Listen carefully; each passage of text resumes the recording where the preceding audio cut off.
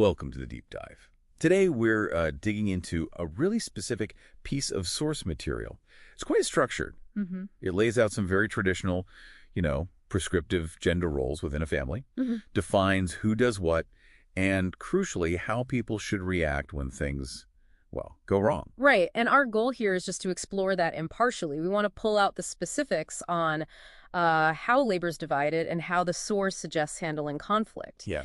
And it all starts from this one core idea the source puts forward, that men and women today are rubbing shoulders, which is wrong. That's the quote. Rubbing shoulders! Yeah. And because of this, the source claims neither is doing their job properly. Okay, so rubbing shoulders.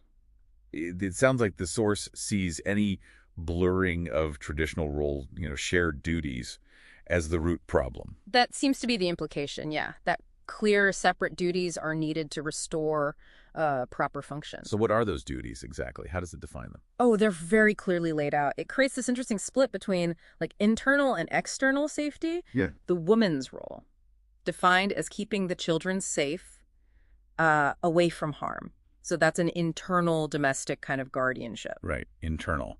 And the man. The man's role is, and I'm quoting here, to feed the children and keep his family safe.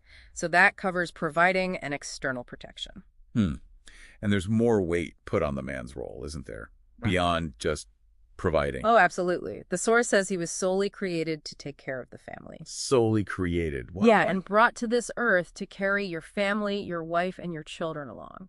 It frames providing as his, ultimate reason for being. Which sets up a huge amount of pressure, obviously. Yeah. If that's his sole purpose, what happens if he, can't fulfill it, if the providing part breaks down? Well, and that's where the source gets surprisingly pragmatic, actually. It tackles joblessness head on. Okay, so what's the advice for a man who doesn't have a job? It's specific. It says he must help his wife with housework. He shouldn't leave it all to her.